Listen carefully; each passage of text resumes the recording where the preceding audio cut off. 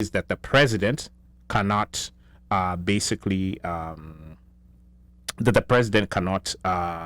initiate it. And then what else did she say? Then basically what she was saying was that she was using Articles 132 and 141 of the Constitution that says that part of the powers that are delegated to him as a democratically elected representative of the people under Article 1 of the Constitution allows him to actually exercise those particular powers, and he can initiate or move constitutional changes.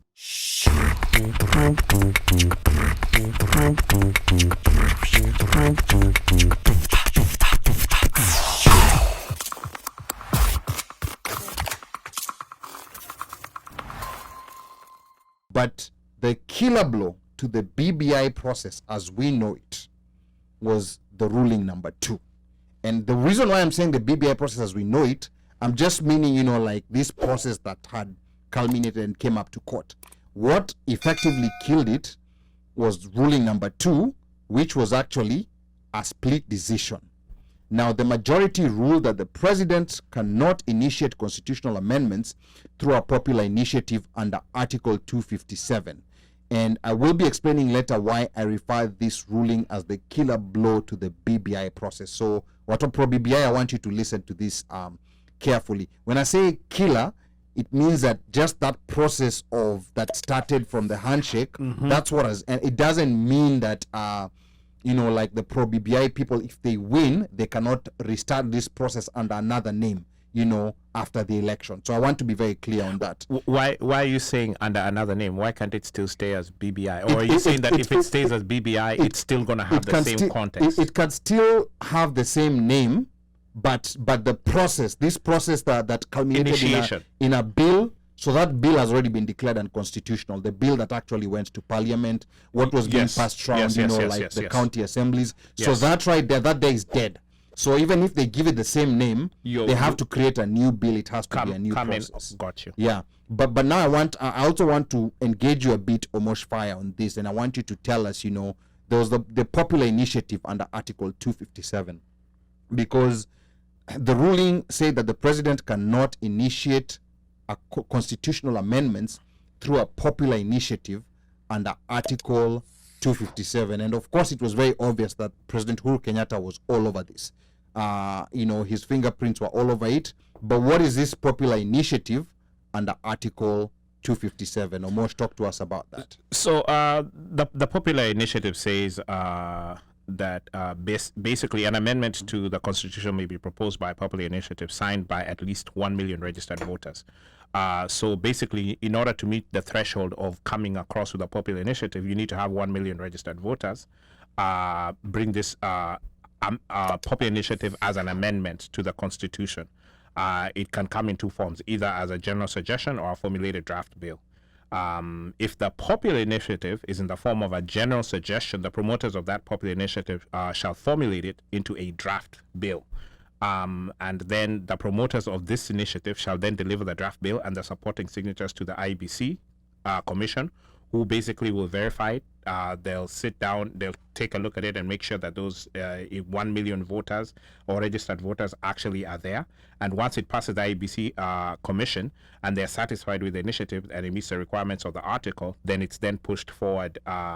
It's then submitted to the county assembly for consideration within 3 months after the date it was submitted by the commission.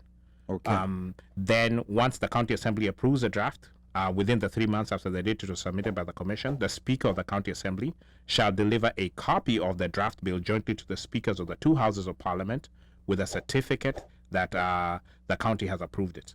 If the draft bill has then been approved by the majority of the County Assembly, it shall be introduced in Parliament without delay.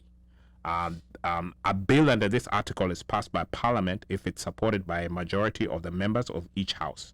So if Parliament passes the bill, it shall be submitted to the President for assent in accordance with Article 256, Section 4 and 5. So if either house of the Parliament fails to pass the bill, or the bill relates to a matter mentioned in 255, Section 1, the proposed amendment shall be submitted to the people in a referendum.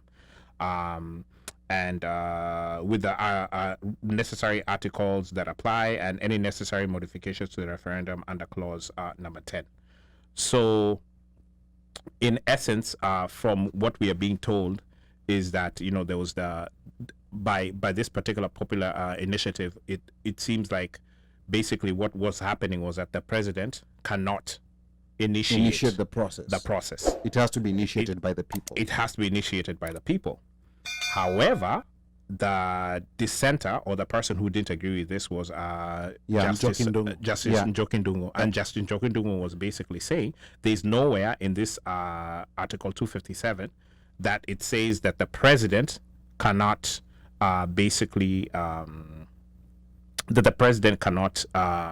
initiate it. And then what else did she say? Then basically what she was saying was that she was using Articles 132 and 141 of the Constitution that says that part of the powers that are delegated to him as a democratically elected representative of the people under Article 1 of the Constitution allows him to actually exercise those particular powers, and he can initiate or move constitutional changes on behalf of the people who he's basically representing. So she basically dissented with the majority, even though the majority was saying that the president cannot initiate it, and that's why Ali was saying that it was a killer because she was the only dissenter. No, she was not the only dissenter. There was also Justice Lenaola. Oh yeah, Lenaola. Yeah, so Isaac Lenaola. Yes. Even though, he agreed with the majority that the popular initiative is a preserve of the citizens to the exclusion of the president. However, in his view, he was saying the initiation of the subject amended bill should have been done.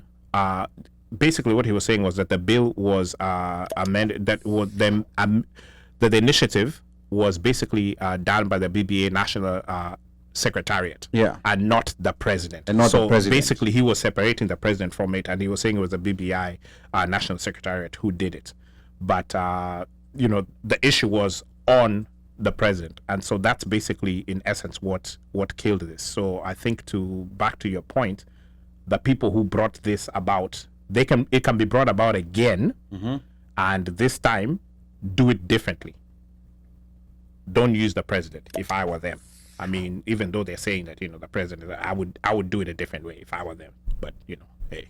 But here's the interesting thing. Of course, the ruling the ruling here was that a president cannot initiate a constitutional amendment, and the majority already felt that it's a president who initiated this. So regardless of whether they allowed the basic structure doctrine, that in itself, the president being there,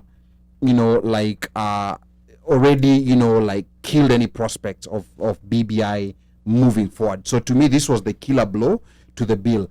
I see here Tommy disagreeing, with the dissent of Njoki, and Tommy says, let's not forget that Njoki has no judicial philosophy. She will rubber stamp anything Uhuru does, and that's Tommy's opinion. But prior to that, he says the basic doctrine does not apply because the Constitution itself says it. Now, I'm just curious where. No, the Constitution doesn't mention, the words basic doctrine.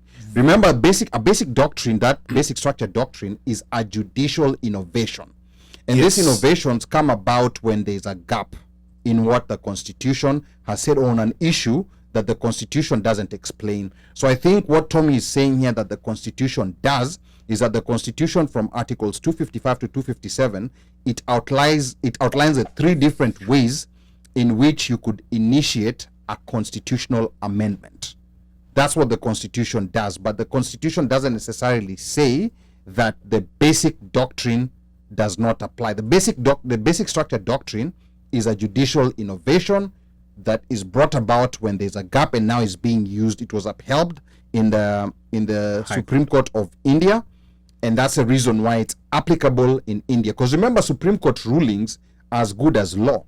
So today, yesterday, the Supreme Court of Kenya said that this doesn't apply. So now that's the law. It can only be overturned by another Supreme Court ruling, which is another interesting thing about how the Supreme Court functions. So are you saying this is the interpretation of the SCOK?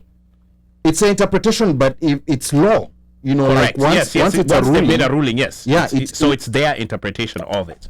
Yes, regardless. and Okay, that's and, gotcha. and that's a job of a Supreme Court. Like they're supposed to adjudicate on matters that are not clear, and on matters that people are disputing on the Constitution.